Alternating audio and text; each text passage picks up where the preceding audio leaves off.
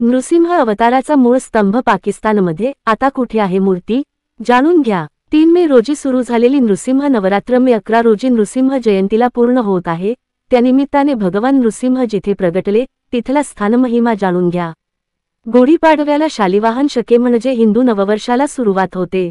एक वैशिष्ट्य असे आहे की वैशाख पौर्णिमेपर्यंत भगवान विष्णूच्या एकूण 10 अवतारांपैकी आजवर झालेल्या 9 अवतारांमधील 6 अवतारांचा जन्म याच काळात झालेला आहे।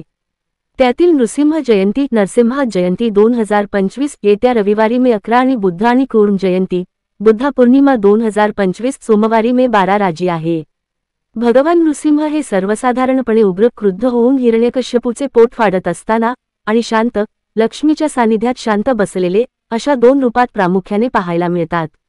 भगवान नृसिंहाची मंदिरे जरी तुलनेने कमी असली तरी ते लाखो कुटुंबांचे कुलदैवत आहे।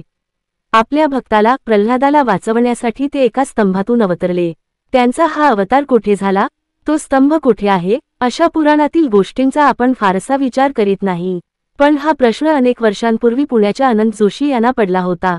त्यांचे कुलदैवत असलेल्या नृसिंहानेच त्यांच्या मनात हा विचार पेरला असावा, याचा शोध घेण्याची तीव्र इच्छा होती। त्यानंतर त्यांनी आणि त्यांचे चिरंजीव अद्वैत आणि त्यावेळी अमेरिकेत असलेले चिरंजीव अभिजित यांनी अपार मेहनत घेतली। या अवताराचे मूळचे स्थान पाकिस्तानातील मूलस्थान हे आहे याचा शोध लागला। सगळे जुने नवे संदर्भ शोधणे, मुद्दाम नष्ट केलेली तेथील माहिती पुन्हा शोधणे, तेथील जाणकारांची माहिती मिळविणे, संपर्क साधणे, धार्मिक आणि राजकीय कट्टर विरोधाला तोंड देत यांचा निर्णायक शोध घेणे अशा एकाहून एक कठीण पायऱ्या त्यांनी चढायला सुरुवात केली। कधी स्वप्नात तर कधी प्रत्यक्षात मार्गदर्शन लाभत गेले। तेथील इर्शाद हुसेन गर्देजी यांनी त्यांना सातत्याने मदत केली। अनंत जोशी यांनी मुलतान येथे होणाऱ्या भारत-पाकिस्तान क्रिकेट सामन्याच्या निमित्ताने व्हिसा मिळवून तेथे जाऊन या स्थानाचे दर्शन घेतले।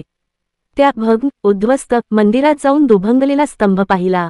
तेथील एक वीट आणि थोडी माती पुण्याला आणली। या मातीतून त्यांनी तेथील स्तंभाची छोटी प्रतिकृती बनवली आहे। तर पुण्यातील मंदिराच्या दुरुस्तीत येथील वीट वापरली आहे। तेथील अनेक माहितगार, मशिदी, वाचनालये, गुरुद्वारा यांना भेट देऊन माहिती मिळवली। गहाळ झालेले अनेक संदर्भ मिळविले। नृसिंह प्रकटण्याचा मूळचा स्तंभ सोन्याचा होता। पूर्वी पाकिस्तानातील या भागाला प्रल्हादपुरा असे नाव होते। विष्णूचा वामन अवतारही याच भागात झाला। तेथील अली बिन अहमद बिन अबू बकर कुटी यांनी लिहिलेल्या एका पुस्तकात महम्मद बिन कासिम याने हे देऊळ लुटले तेव्हा येथील 13,200 मण सोने लुटून नेल्याचा उल्लेख आहे।